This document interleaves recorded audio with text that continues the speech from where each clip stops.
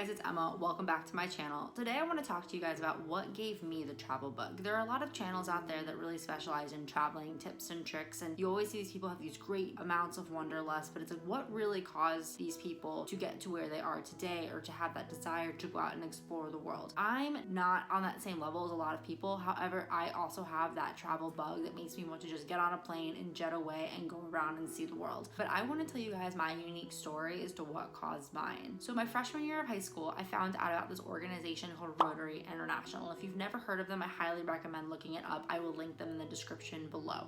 One of the things this organization does is they have a youth exchange program for those who are of high school age. So they have two types of programs. They have a short-term exchange and a long-term exchange. For the short-term exchange, which is not the one that I did, it is when you go and spend your summer break overseas with the family. Then there's a long-term exchange where you spend the entire academic year with a host family in another country, which is the program that I did. So in 2010, I applied to the Rotary Youth Exchange program. I went through rigorous interviews. I had to fill out my paperwork in quadruple by hand because back then they still didn't have the online application available like they do today. After about a 2 to 3 month process, I had found out I had been accepted into the program, which little did I know was about to change my entire life. One of the really cool parts about the program is that you get a list of countries and you do get to rank them 1 through 10. I do remember that my very first country was Japan, so I just absolutely love the culture, beautiful language, and I would love to have gone. My second country of choice was Germany. I remember my third was South Korea, but I don't remember the order of the other 7. So each country only has so many slots for so many people per country. Japan's was very low, so I wound up not getting a slot. However, I did wind up getting accepted for Germany. And this was going to be one of those situations where it wasn't what I wanted, but it was exactly what I needed. Over the course of the rest of the year, I finished my sophomore year of high school. I attended multiple orientations, and I prepared to leave for my year in Germany. A couple of months before I left, I got an email from my host family. One of the things with each country is that you don't get to pick your city, you just get a country preference. And I got an email from my host family and I found out that they lived in Berlin. So I really hit the lottery on that one. And so this was gonna be a really cool and unique experience because the city that I grew up in was only about 50,000 people. And since Berlin is about 3 million, I had to prepare myself for a culture shock. At the end of the summer, prior to my junior year, on August 2nd, 2011, I took my packed bags. I headed to the airport where I said goodbye to my mom and one of my sisters, and I got on a plane and I headed to Berlin, Germany for my junior year of high school. The next morning on August 3rd, I arrived at Berlin Tegel. First week and a half to 2 weeks of my time in the country were basically just getting acquainted with my host family. I attended the local Rotary club that was helping to sponsor me. I got to tour a little bit of the city. My host father had taken me to my school that I was going to be going to set up all of my classes. While I was there, I attended Goethe Gymnasium in Charlottenburg in Western Berlin, and I learned very quickly that German high schools were absolutely nothing like American high schools. Specifically for my German high school, I didn't have a dress code. They had much longer breaks and the days felt shorter. I was allowed to leave during school to go get food and whatnot and come back. At my American high school, I had a very strict dress code. I could not leave the school, different things like that. The one issue that I really did have with my German school though was that since the building was so old, there wasn't air conditioning. And in Germany, there was no such thing really known as a snow day, but I do remember that we did have class canceled once because it was too hot. Another thing that was really interesting is it kind of acted like a university. Your teachers were actually able to cancel your classes, which is something that would never have happened in my American school. They always would have found a substitute teacher or some reason to keep you in school. While I was there, I did have to learn German. It took me about 3 months to start really picking up ideas and concepts to be able to follow conversations. Even though English is a Germanic language and the languages do share a lot of similarities overall, it was the first language that I was trying to really learn. It did make communication a little bit difficult. Fortunately, Germans do really speak a lot of English, but for me that also caused a lot of problems because they wanted to practice English, but I was trying to learn German, but then I was able to fall back on the crutch of being able to speak English instead of trying to work harder to learn the language that I was there to actually learn. This is something that my host father did start to get at me about a little bit because I was just, a little 16-year-old that's like, who cares? Why do I need to learn it? Everyone speaks my language anyway, which, looking back now is obviously the wrong answer. I was there to learn their language and I did relatively well. My current German skills are no longer nearly as good as they used to be. Unfortunately, just here in the US, I don't really run into too many German speakers. I've run into a couple where I've been able to use it, and then I realized that I just make so many mistakes and it's almost embarrassing. One of the really cool parts of the Rotary program was that they also sponsored a lot of trips for us. Before the end of the first year, we took a 3-day trip to Paris, which did involve a 15-hour bus ride from Berlin all the way to Paris. We got to see the Eiffel Tower, the Louvre. One of the biggest reasons that I want to go back to Paris is because I didn't get enough time at the Louvre. I feel like you really need all day to walk through that museum, and if I remember correctly, we were only given about an hour. The biggest thing that I made sure that I saw before I left was the Mona Lisa. People always told me that you'd be surprised at the size of this painting, but I didn't realize how small this painting actually was. From memory, it is one of the only paintings you couldn't actually physically walk up to. I wouldn't be surprised if today there's even more security around it. You probably had to stay a good 10 to 15 feet away or so from this painting. The first time I saw the Eiffel Tower, it was almost out of a movie. It was nighttime, there were lights, there was music playing as I was walking up to it. So that was really, really cool.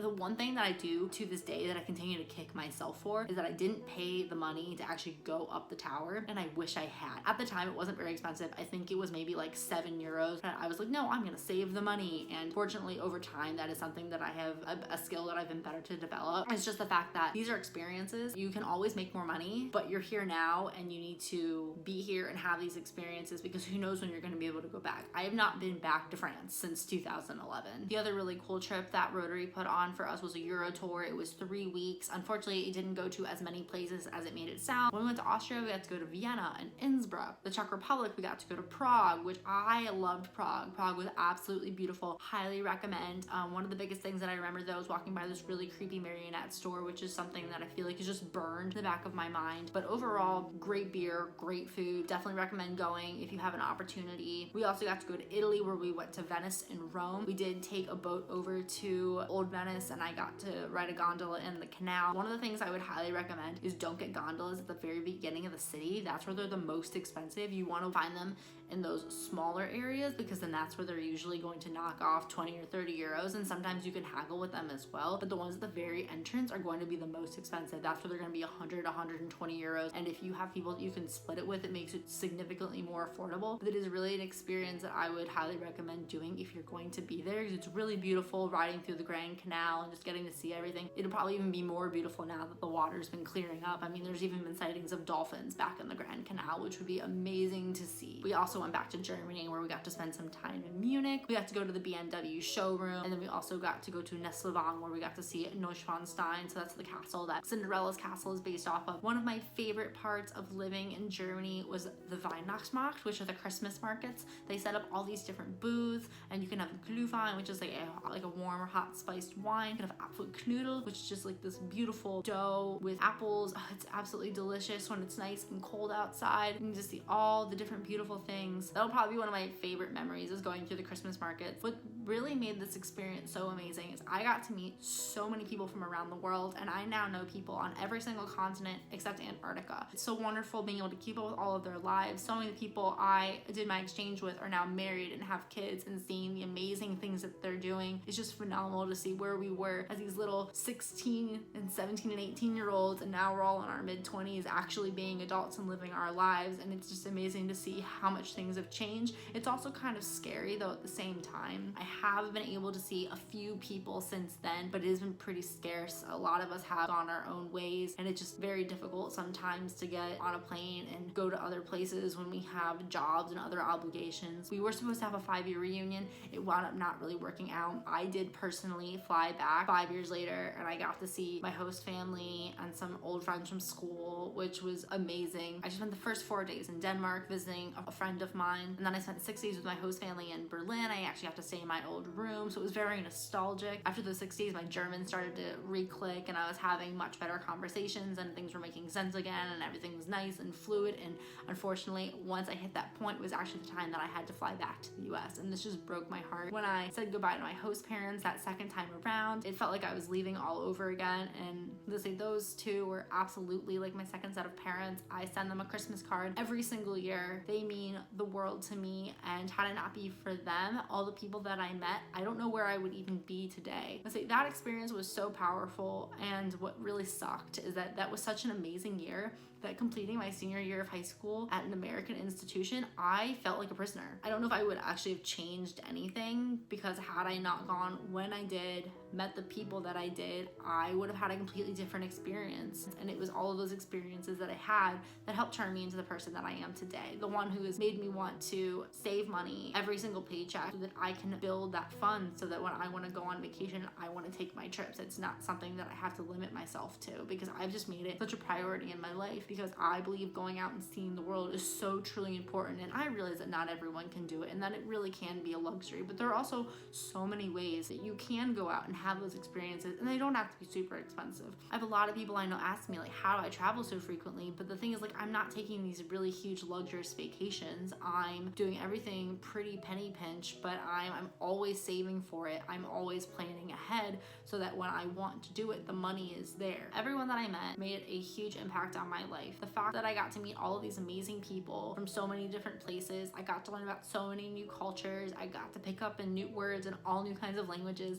I very distinctly remember a friend of mine from Argentina telling me that dame un tequila was really the only Spanish that I needed to know, and I thought that was just the funniest thing, and everyone with their senses of humor, and the fact that that was the kind of communication that we had. If you've never been to Germany, the people are amazing, the food is wonderful, the culture, the language are beautiful. It absolutely changed my life. I'm so extremely grateful to Rotary, the Rotary Youth Exchange Program, for letting me have that experience, allowing me to go overseas at only 16, learn a new language, immerse myself in a new culture, meet so many people from around the world who to this day I can still call my friends. It's all because of Rotary that I have this crazy travel bug. To date, I've been to 20 countries. I like to take 1 to 2 trips a year if possible, and I just save. I make it a massive priority, because for me, when I walk into an airport and I get on that airplane and I know I'm going somewhere, I get that butterfly feeling in my stomach, and it's so exciting and it's so powerful. And for me, that is probably my biggest passion in this world, is going out and seeing the world and meeting new people and experiencing all of those different kinds of cultures. There's so much out there to see. Rotary has made me a huge traveler. It has made me an active language learner. I'm currently working on my 3rd language. I'm studying Japanese. I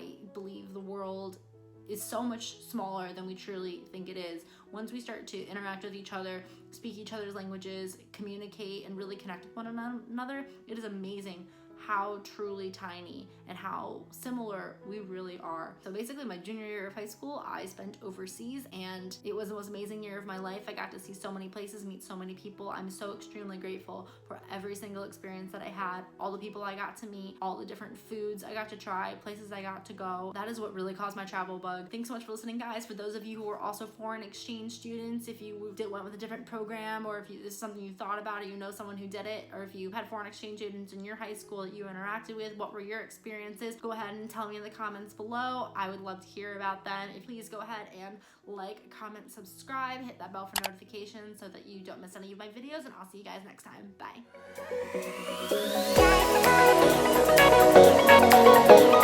Bye.